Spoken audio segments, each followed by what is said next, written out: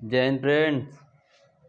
बताने की आवश्यकता नहीं है, आपने थंबनेल देख लिया होगा कि मैंने लिखा है सफलता के राज। बहुत से लोग बोलते हैं कि मैं सफल होना चाहता हूं, मेरी यही इच्छा है। भाई साहब, आपने बोला कि इच्छा, आपने इरादा ही नहीं किया। एक बात याद रखें, इच्छा और इरादा में बहुत अंतर होता है, ज़मीन और आसमान का अंतर होता है इच्छा और इरादा में। इच्छा आपकी बिक सकती है, आपके इच्छे का कुछ मोल हो सकता है, पर आपके इरादे का कोई मोल ही नहीं है। मुसीबत आने पे आपकी इच्छा जो होगी वो डगमगा जाएगी, दब जाएगी, ख़त्म हो जाएगी, पर जो आपका इरादा होता है वो इरादा आपका मजबूत होता है और वो ताकतवर हो जाता है। इसलिए मेरा कहना है कि आप इच्छा नहीं, इरादा। आप सो गए क्या? क्या बोलोगे? इरादा है, मुझे सफल होने का इरादा है, मुझे सफल होने का इच्छा नहीं है। क्या कहोगे? मुझे सफल होने का इरादा है, मेरे अंदर एक इरादा है, इच्छा नहीं है। पहला पॉइंट होता है, क्योंकि इरादा और इच्छा में बहुत ही अंतर होता है भाई साहब, बहुत अंतर होता है। एनालिसिस करिएगा इच्छा और इरादा में। उसके बाद आती है कि ज़िंदगी में क्या क्या अगर देखा जाए तो ज़िंदगी जो होती है ना हमारी, अगर ज़िंदगी के स्टेटस में अगर देखा जाए तो हमारी जो ऊंचाई होती है वो गर्दन से ऊपर नापी जाती है, ना कि गर्दन से नीचे। एक फंक्शन था, वहाँ पे मैंने गया तो वहाँ पे देखा कि एक आदमी था जो 4 फुट 7 इंच या 6 इंच का रहा होगा। 4 फुट 7 इंच या 6 इंच का रहा होगा, 7 रहा होगा। उसका अगर जूता पहना होगा 1 इंच का तो 7 फुट 7 इंच का हो गया होगा, उतना ही था। और जैसे ही वो स्टेज पे एंटर किया भाई साहब, कि आप मानोगे नहीं कि पूरी जो इंडस्ट्री, वो सभा जो था, तालियों की गड़गड़ाहट से गूंज उठा उसके आते ही। तब मैंने देखा कि आपकी जो कद होता है ना वो गर्दन से ऊपर नापी जाती है, ना कि गर्दन से नीचे की। इसलिए आप अपने कद को जितने में है उतने में आप गर्व करिए। आपका कद जो होगा वो आपकी ये रियल जो नहीं नापी जाती है, आपकी ये कद जो होता है ना वो ऊंची नापी जाती है, इस गर्दन से ऊपर नापी जाती है कि आप कितने बड़े हो। वैसे तीसरी बात मेरी ये है कि आप अगर जिंदा हैं तो आपके पास वो समस्या रहेंगी। अगर जिंदा हैं आपके पास तो आपके पास समस्या है।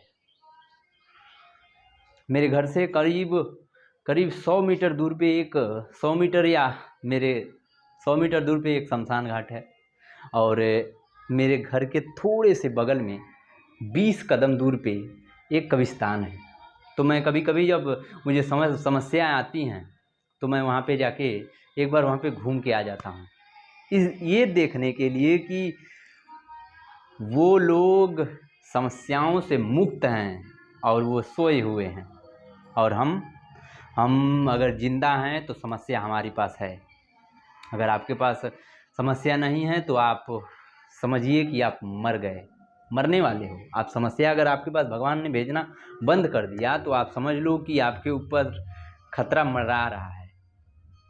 तो इसलिए आप समस्याओं पे ब्लेम मत करिए, समस्याओं पे काम करिए। समस्या उन्हीं के पास नहीं है जो मर गए। अगर आप मेरी बातों से सेटिस्फाई नहीं हुए हैं तो एक बार जाके शमशान घाट पे देखिएगा और बोलिएगा कि क्या यहाँ पे किसी के पास समस्या है? एक भी हाथ नहीं उठेगा।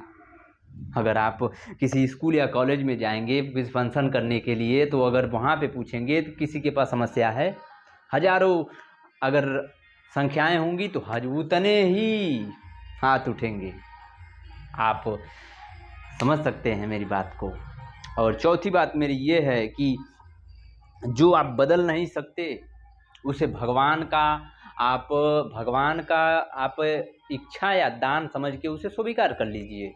जो आप बदल नहीं सकते तो उसे भगवान का इच्छा समझ के स्वीकार करिए, और जो आप बदल सकते हैं भगवान से प्रार्थना करिए कि भगवान मुझे इतनी शक्ति दो कि मैं उसे समझ सकूं, और जो मैं उसमें मैं वैसा कौन सी ऐसी चीज़ है उसे पहचान सकूं और उसे मैं बदल सकूं। जो मैं बदल सकता हूँ उसे मैं समझ सकूं और उसमें जो बदलाव कर सकता हूँ वो कर लूँ, और जो मैं बदल नहीं सकता उसे आपका इच्छा है और आपका प्रसाद समझ के मैं उसे एक्सेप्ट कर लूँ, स्वीकार कर लूँ। जैसे मैं क्या नहीं बदल सकता, आप ये नहीं पता था आपको, ठीक है, आपको ये नहीं पता था कि आपकी मृत्यु निश्चित है। ये बदल नहीं सकते, आप मृत्यु नहीं बदल सकते, इसे आपने एक्सेप्ट किया है। आप अपने माँ बाप के ही गोद में, आपके माँ बाप की कोख से पैदा हुए, ये आप बदल नहीं सकते थे, इसलिए वो आपको मिले। आप अपने माँ बाप को मिले, ये आप बदल नहीं सकते थे, इसलिए आप स्वीकार किए, ठीक है। अगर आप बदल सकते थे तो आप ये गरीबी में नहीं पैदा हुए होते। आप हर लड़का हर लड़की यही सोचता है कि हमारी इच्छा यही हो कि हमें लग्जरियस लाइफ मिले, मेहनत करने का कोई नहीं सोचता। इसलिए मैं बोलता हूँ कि आप जो बदल सकते हो उसे भगवान से कहिए कि भगवान मुझे इतनी शक्ति जो मैं बदल सकता हूँ उस पर मैं काम करूँ, और जो मैं उस बदलाव में जो मैं बदल सकता हूँ वो मैं कर सकूँ, और जो मैं बदल नहीं सकता वो आपकी इच्छा और आपकी प्रसाद समझ के उसे मैं एक्सेप्ट कर लूँ, स्वीकार कर लूँ। और पांचवा मेरा विषय ये है कि जिंदगी एक फैसला भी है और एक समझौता भी। जिंदगी एक फैसला भी है और एक समझौता भी। मैं अगर बताऊं आपको कि अगर आप किसी को गाली देते हो तो आप एक फैसला करते हो कि वो भी आपको गाली दे। I am right. सो गए हैं? समझ आ रहा है आपको? समझ आया? आप अगर किसी को मारते हो तो आप फैसला करते हो कि वो भी आपको मारे। आप अगर शराब पीते हो तो आप एक फैसला करते हो कि कैंसर आपको पकड़े। आप गांजा पीते हो तो आप ये भी फैसला करते हो कि आपकी वो फेफड़े सड़ें। फैसला करते हो, ये आपकी फैसला ही है। I am right. आप चाकू उठा के किसी को मारते हो तो आप फैसला करते हो कि आप मरो, वो भी आपको मारे। ये है फैसले, और फैसले ही जो होते हैं वो आपको दुविधा को भी बदला नहीं जा सकता। आप फैसला कर लिए हैं, फैसला को अंजाम दे दिए हैं, तो आप उसको भुगतने के लिए तैयार रहिए। जिंदगी फैसला भी है और समझौता भी। मैं दूसरी लाइन दोहराता हूँ कि समझौता क्या है। समझौता वही है जो मैंने आपको बताया, इसके पहले आपको बताया था कि समझौते वही होते हैं जो हम बदल नहीं सकते, उसके साथ रहते हैं। मृत्यु हमें पता है कि आएगी, पर उसके साथ समझौते के साथ रह रहे हैं। हर एक सेकंड का हमें आगे का पता नहीं है कि मृत्यु कितने दूर है हमसे, पर हमें समझौता है कि हम